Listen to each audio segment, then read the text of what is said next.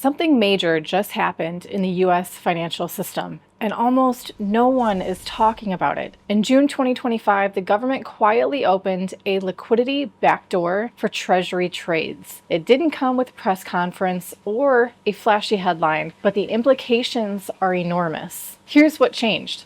Banks are no longer required to hold as much capital against their U.S. Treasury positions. That means they can now load up on government debt without taking a hit to their balance sheets. This change doesn't just increase banks' appetite for treasuries, it manufactures demand where real demand, authentic demand, is drying up. And that's the key point here. This isn't about tweaking bank regulations.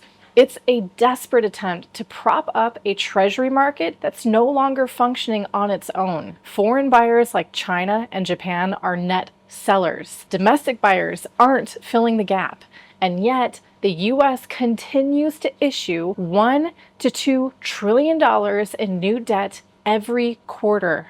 What this stealth liquidity backdoor reveals is systemic fragility. The government is now relying on accounting maneuvers, not market trust, to keep bond yields from spiraling. It's a form of yield curve control by stealth. No one's calling it that yet, but that's effectively what it is. A way to manipulate demand without triggering the alarm bells that come with overt interventions like quantitative easing. So zoom out, and it starts to look a lot like carefully managed illusion. While the public is distracted by rising geopolitical tensions like the conflict with Iran, the real crisis is playing out in the bond market. The financial system that underpins the dollar is showing cracks, and rather than confront them directly, policymakers are engineering liquidity behind the scenes to delay the reckoning. This is the backdrop we need to understand before looking at what's coming next, because these liquidity injections are not isolated, they're coordinated, and they're not designed to save the system. They're designed to control it. Now, it's important to realize that none of this is happening in a vacuum. Just 1 month before the Treasury backdoor was opened, the Senate advanced the Genius Act, a sweeping new regulatory framework for stablecoins. On the surface, it's being marketed as a move to protect consumers and ensure financial transparency. But the timing and structure of the bill tell a much different story. This isn't just about keeping markets safe, it's about removing competition. The liquidity backdoor forces banks to soak up treasuries to maintain low yields. The Genius Act, meanwhile, tightens control over digital dollars by banning yield-bearing stablecoins, sidelining tech firms, and enforcing strict anti-money laundering rules. Together, they serve a singular goal: to protect the US financial system from fragmentation, because fragmentation is fatal when a system is this weak. The US economy can no longer survive on free market dynamics. If capital is allowed to move freely, if individuals, institutions, and companies are free to opt into better alternatives, the dollar-based system loses, and they know it. That's why every move right now is designed to funnel liquidity into treasuries while cutting off the exits. This is not capitalism. This is Keynesian central planning trying to paper over a structural crisis. And when confidence begins to falter, when people start asking how sustainable a $36 or $37 trillion debt load really is, the last thing policymakers want is competition from assets that can't be controlled. The Genius Act is the first major federal regulatory framework in the US specifically targeting stablecoins. It was passed in the Senate with a 66 to 32 vote on May 21st of this year, 2025, and is now advancing toward potential enactment. At its core, the Act establishes strict anti-money laundering requirements and reserve standards for stablecoin issuers. It bans yield-bearing stablecoins, restricts large tech firms from acting as issuers, and requires coordination with the Treasury Secretary to block foreign transactions that don't meet compliance standards. Now, its stated aim is to create safe, transparent, and compliant digital markets, but in practice, it centralizes control over digital currency infrastructure. By forcing all stablecoin activity into a tightly regulated box, it removes the competitive edge that open source, decentralized alternatives once offered. They still offer that. The Genius Act is not just about stablecoins, though. It's about shaping the architecture for how money moves in the digital age. And it does so by laying the policy and infrastructure groundwork that could easily support a future CBDC, or stablecoin, like they're probably going to call it, whether the public is ready or not. So what comes next?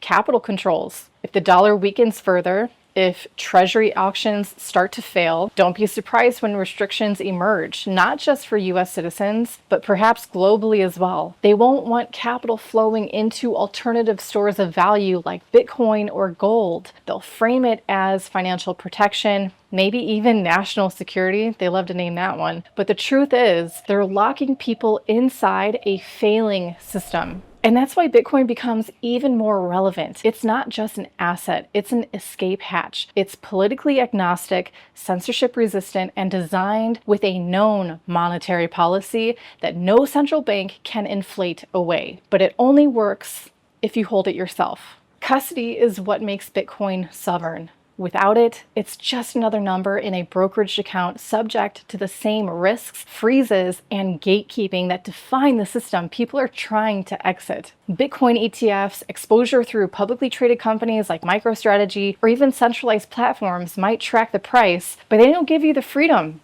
These are Bitcoin adjacent investments. They might pump in the short term, but they're still permissioned. They're still embedded in the old rails, and the best they can do is just speculate on the price of Bitcoin.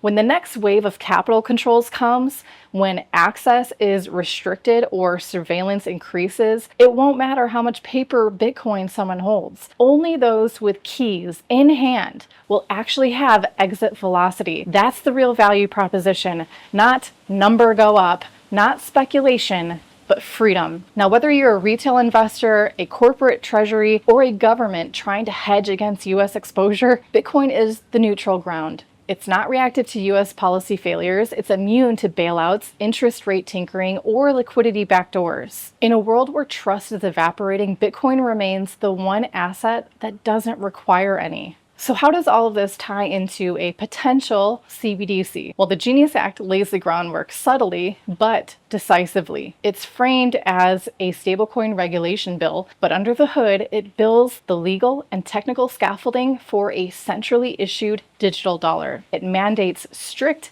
AML requirements, tightly monitored reserve standards, and sweeping oversight from US regulators. On the surface, that might sound like reasonable governance, but in practice, AML has become the most convenient excuse for governments to expand surveillance and clamp down on financial privacy. What we're really seeing is a gradual rollout of currency controls disguised as consumer protection. The act bans yield-bearing stablecoins, blocks large tech firms from issuing digital dollars, and gives the Treasury Secretary oversight on cross-border transactions. This isn't about safety, it's about control. The ability to monitor every transaction, freeze wallets at will, and steer capital flows without needing courts or warrants.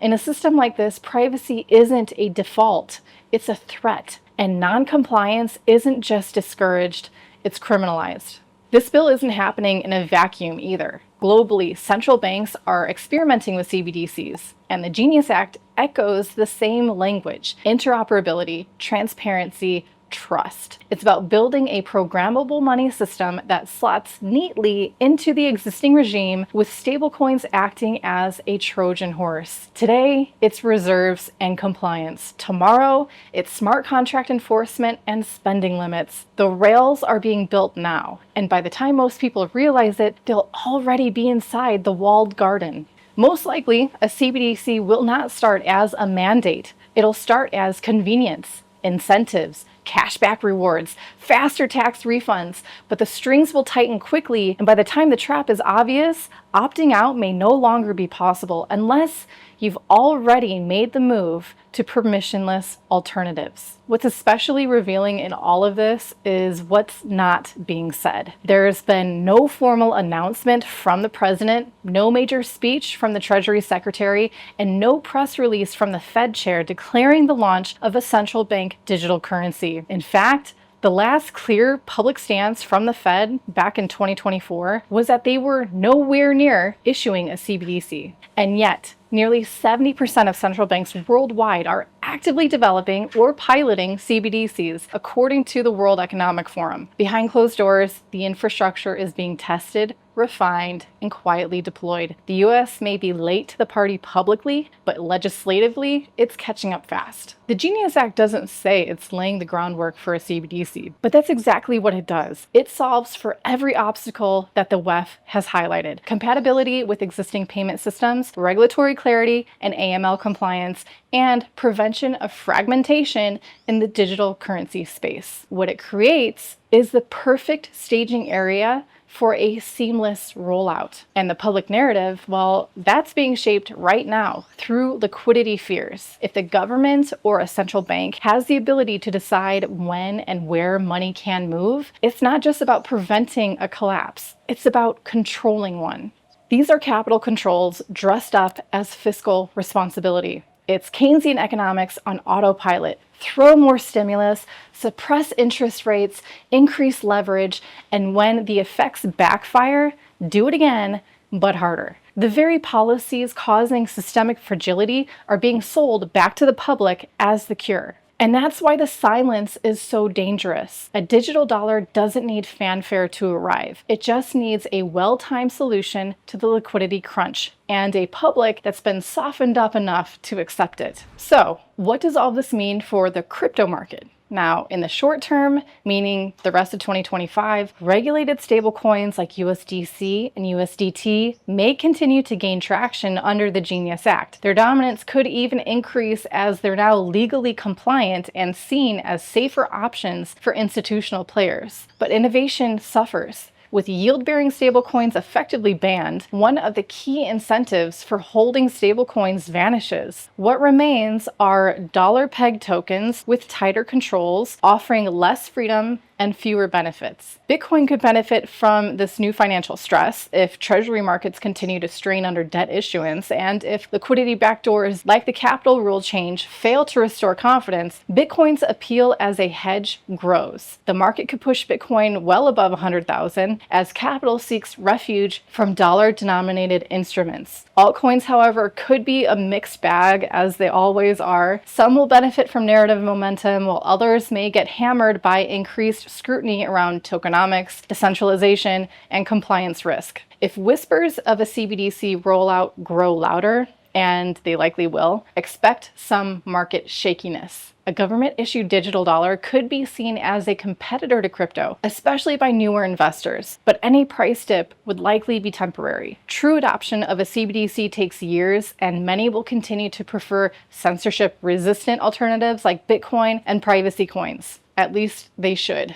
Now, in the medium term, through 2026 to 2028, could be that the Genius Act may bring a period of regulatory consolidation. Traditional finance could stabilize somewhat as stablecoins become more integrated with banks and payment networks. If this happens smoothly, the urgency to adopt crypto as a rebellion asset might fade, unless the CBDC rollout starts to touch individual freedoms, which they cannot wait to do. So that's the critical line in the sand. If the public sees CBDCs as tools of control, capable of freezing accounts, limiting purchases, or enforcing social compliance, it could reignite demand for permissionless money like Bitcoin and Monero. Until then, decentralized finance may face increased regulatory attacks, making it harder for new protocols to flourish. Now, looking toward the long term, post-2030, a successful CBDC could reshape the entire financial landscape. If trust in the US dollar remains intact, most people may accept the trade-offs in exchange for convenience. We've seen that time and again. But if the system continues to deteriorate, if debt becomes unmanageable, if foreign confidence collapses, or if surveillance overreach becomes the norm, then crypto doesn't just survive, it becomes the parallel system that Toby and I have been talking about for years now. This could lead to a boom in Bitcoin, privacy coins, decentralized exchanges, and sovereign finance tools. Or it could trigger intense crackdowns, capital controls, and regulatory overreach designed to stifle exit ramps. The outcome depends on several key variables. What will the Federal Reserve signal in its next round of policy guidance? Will conflicts like Iran escalate into economic shocks? And perhaps most importantly, will countries like China continue shedding US Treasuries, signaling the final stages of dollar hegemony? The direction isn't set in stone, but one thing is clear. This regulatory push isn't happening in a vacuum. It's a response to something much bigger. And crypto will either be sidelined or it'll step in as a solution. This isn't about one piece of legislation or a temporary liquidity fix. It's about control of money, of markets, of movement.